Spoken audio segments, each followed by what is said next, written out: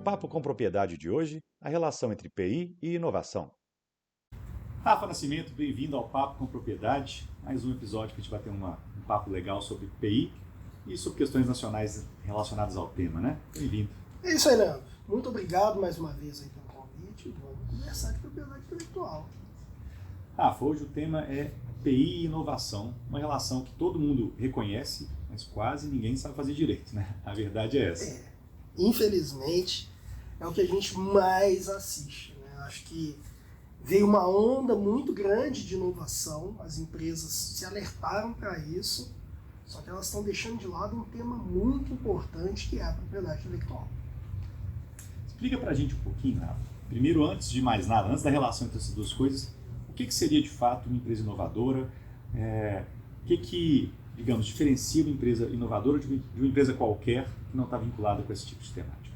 Bom, sem entrar muito em conceitos teóricos e técnicos, empresa inovadora é aquela que consegue olhar diante dos seus concorrentes, das necessidades de mercado e desenvolver algo que gere um valor para o cliente, né?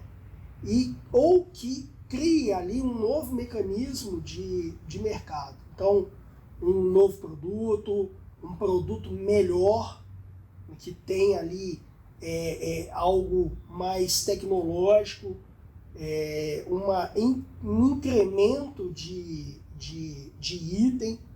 Então, isso é entregar a inovação. Agora, ser uma empresa inovadora é realmente fazer acontecer. Eu gosto muito disso, sabe? De definir uma empresa inovadora dessa forma. Fazer acontecer. Ou seja, você investir em pesquisa e desenvolvimento, realmente desenvolver, testar e entregar isso para a população de alguma maneira, né? Aí muita gente pode se perguntar, mas e as inovações internas ou de processos internos, alguma coisa? De alguma forma isso está impactando alguém, né? A gente tem muita visão do cliente ser sempre o cliente externo, esquecer do cliente interno, mas o cliente interno também tem as suas necessidades. Então uma empresa inovadora é que fomenta uma cultura de intraempreendedorismo, que fomenta uma cultura de diálogo aberto para a inovação, que tem uma abertura dos seus funcionários poderem propor melhorias, propor soluções, propor desenvolvimentos e entender que isso pode dar errado e que muitas vezes vai dar errado e que não se deve ser punitivo com isso. Fazer esse o melhor ambiente possível para que ideias possam nascer, percorrer um processo e serem lançadas ao mercado.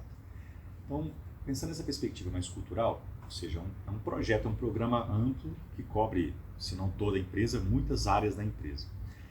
Onde que a PI estaria conectada? É mais no fim desse processo, ou seja, na hora de refletir na ótica da proteção, ou a PI já tem que estar, digamos, conectada desde o início dessa idealização, dessa perspectiva de uma visão diferente para o que está acontecendo no dia a dia? Bom, o pessoal vai rir, mas eu gosto muito daquele filósofo Raul Seixas, né? A propriedade intelectual tem que estar no início, no fim e no meio. Por quê? Né? Por que a propriedade intelectual tem que ser debate de início, fim e meio? Bom, vamos falar de inovação em grandes empresas. Então falamos de inovação em grandes empresas e como que isso é feito. Vou pensar num novo produto. Qual que é a base de pesquisa? Tem que ser a propriedade intelectual. Opa, então eu preciso já respirar a propriedade intelectual ali, porque senão eu vou reinventar a roda. Muito dos inventos de muitas grandes empresas aqui no Brasil chega lá na frente, quando se vai pensar na possibilidade de proteger, aí olha e fala assim, não tem caráter inventivo. Ou seja, não se trouxe nada de novo no que já existe. E quanto tempo foi perdido? Quanto tempo de P&D foi perdido? Então tem que ser no início. No início, toda a base de pesquisa, ela precisa iniciar com uma pesquisa de propriedade intelectual. Mais de 70% de desenvolvimento tecnológico não vai ser encontrado no Google, não vai ser encontrado em artigos, vai ser encontrado em bancos de patente. Então, se eu quero me destacar perante o mercado, eu tenho que entender o que o mercado está desenvolvendo. E aí, por que no meio, daqui, da distância do início para o meio, passa-se um tempo? A tecnologia amadurece, existe uma curva de amadurecimento tecnológico. Então, daqui a 1 ano, 2 anos de desenvolvimento, pode ser que isso aqui se tornou obsoleto. Então, eu vou para o mercado com algo obsoleto, eu vou para o mercado com, às vezes, algo que 3, 4 concorrentes acabaram desenvolvendo mais rápido do que eu preciso verificar novamente aqui a condição da propriedade intelectual. E no fim, vamos dizer assim, né, no fim, que volta a ser o início, quando eu for proteger, aí sim eu tenho que fazer novamente uma pesquisa para ver se está tudo de acordo com proteger. Então, o tempo todo, a propriedade intelectual permeia o meu processo de inovação. Porque quando vai chegar para o público, seja para o cliente interno, externo, isso já tem que ser definido. Qual a estratégia que vai ser seguida? Às vezes eu não vou proteger isso aqui. Eu vou guardar como segredo. Por que a Coca-Cola, eu gosto sempre de dar esse exemplo em algumas palestras, conversas, é um exemplo bem característico, mas acho que vale. Por que a Coca-Cola não patenteou a formulação? Porque 20 anos depois ela ia expirar. Porque a partir do momento que você faz uma patente, você está sujeito à publicação daquilo ali, todo mundo ia saber. Imagina, você ia poder fazer Coca-Cola dentro da sua casa. Isso é legal, mas para a empresa não foi a melhor estratégia. A melhor estratégia foi guardar isso como segredo industrial. Então, a propriedade intelectual, que muita gente acha, não, é proteger a patente, é registrar uma marca, vai além. Qual o know-how que está sendo empregado ali, desenvolvido ali, como que isso está protegido? É área de inovação, né? O pessoal está na moda agora, né? Inovação aberta, legal. Quais são os termos jurídicos ali que estão amparando que aquilo que for discutido e desenvolvido e o know-how estabelecido não vai sair dali? Vai ser de benefício mútuo. As empresas não estão pensando nisso. Bom, se a gente pensar, naturalmente, quem não é especialista no tema, acha que para inovar basta ter uma ideia. Mas na prática não é exatamente isso. Você tem que ter uma ideia, mas você tem que ter uma série de inteligências por detrás e ao lado desse processo, dessa idealização. Quanto as pessoas, os profissionais de fato, né, especializados em inovação, que estão aí alocados em empresas, em NITs e etc., eles de fato entendem, não sabem, não é só reconhecer que existe API, mas entendem do processo da propriedade intelectual. Se a gente for colocar na balança, então vamos botar na balança aqui as pequenas, médias empresas, as grandes empresas e os NITs. Na opinião do Rafael, quem sai na frente são os NITs. Os NITs entendem melhor a questão da propriedade intelectual que pequenas e médias empresas, que grandes empresas e que até individuais, né? Inventores aí, pessoas individuais. Por que isso acontece? Porque está dentro do pilar da instituição que o NIT foi criado. Né? Se a gente pegar aqui a legislação, lá, o marco legal da inovação, que define o papel do NIT, ele está vinculado à propriedade intelectual. E já é costumeiro, né, vamos falar Brasil, a maioria dos NITs são instituições públicas de ensino, pesquisa e extensão. Aí esse tripé, ele virou teve um quarto pilar, inovação.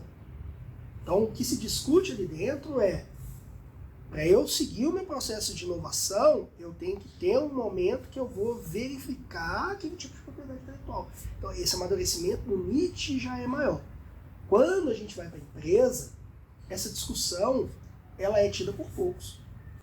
Porque na grande maioria das vezes, a importância da propriedade intelectual como um real ativo intangível que pode gerar diferenciação estratégica e um retorno sobre o investimento no futuro, ela não é bem discutida.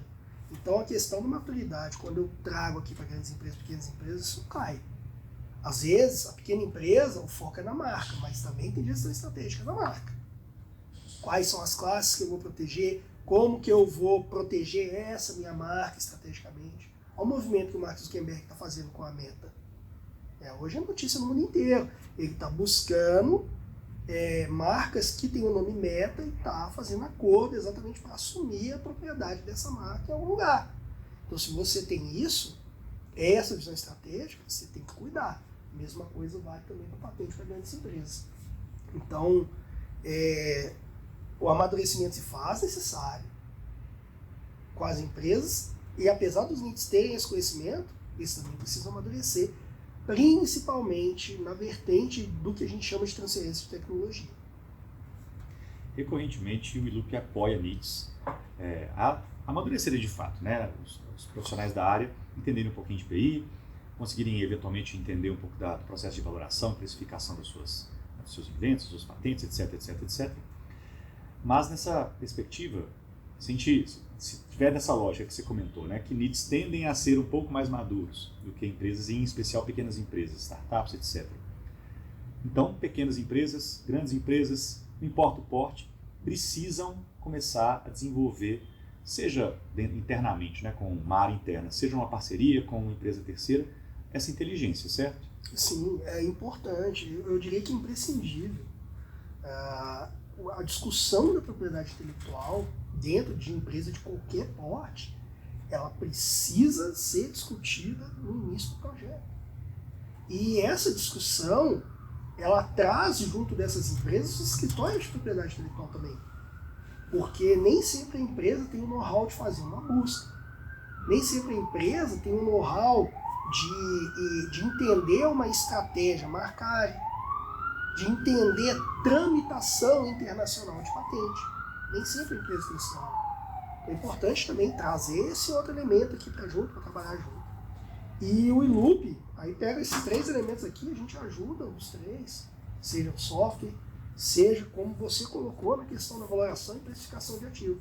Quando a gente olha na ótica da valoração, a nossa atuação ela é muito importante.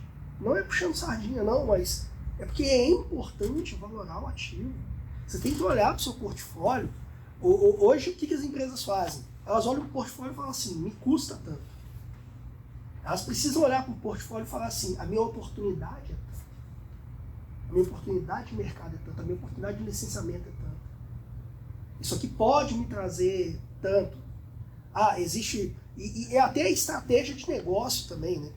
Aí, já até, talvez, extrapolando um pouco o tema, mas uma empresa, eu quero englobar uma outra empresa.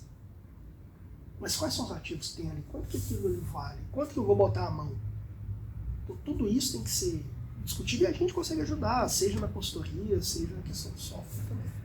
E na prática, até uma perspectiva que eu estava refletindo.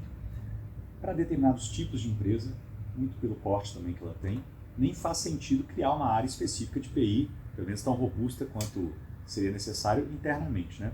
Ou seja, trabalhar com empresas como ILUP, com soluções como ILUP, pode ser positivo para todo mundo, na medida em que especialistas vão poder colaborar em determinado item, pontualmente, né? Dentro da ótica da cultura, da inovação, quando for necessário uma atuação de alguém de PI, chama o ILUP, por exemplo, atua, e vocês vão conseguindo acompanhar o processo todo de inovação dentro da empresa, certo? Certo. A gente consegue fazer essa assessoria, vamos dizer, pontualmente, né? Então, eu preciso entender como que eu posso desenvolver um processo de avaliação do que está sendo discutido em propriedade intelectual de forma estratégica, conectada com o negócio. A gente consegue ajudar. Chegamos na ponta final e precisamos proteger. A gente consegue ajudar as empresas a escolher um parceiro, um escritório parceiro, para que o escritório parceiro faça esse serviço para a empresa. Então, a gente tem os parceiros também que a gente confia, né, que fazem um excelente atendimento de registro de marca, de patente, a gente também pode indicar. Então, a gente faz esse meio de campo. Tem um ponto que é interessante, que são os cursos.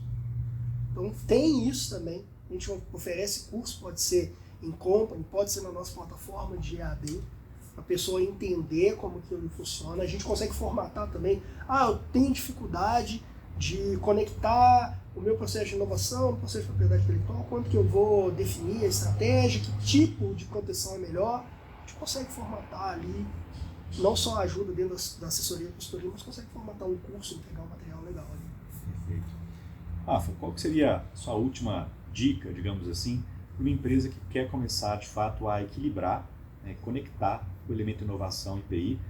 Até em especial, vamos pensar numa empresa que nem está inovando, ou seja, que acha que está inovando, mas que na prática não tem uma cultura. Tá só de vez em quando tendo uma ideia ou outra, mas que ainda não conseguiu formatar esse processo, esse fluxo, digamos, mais orgânico, né?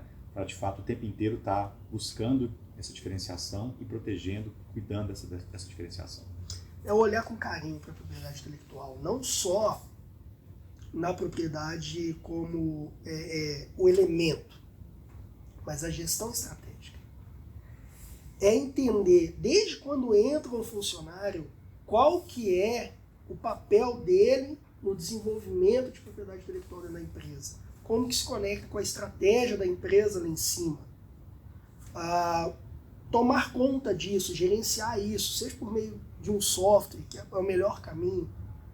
Discutir estratégias entre áreas, trabalhar em parceria entre áreas, mas sempre trazendo a necessidade da discussão da propriedade, de que tipo de arranjo estratégico pode ser feito para não blindar, mas proteger o que está sendo desenvolvido ali, para que isso não se perca ou não só gere custo para a empresa.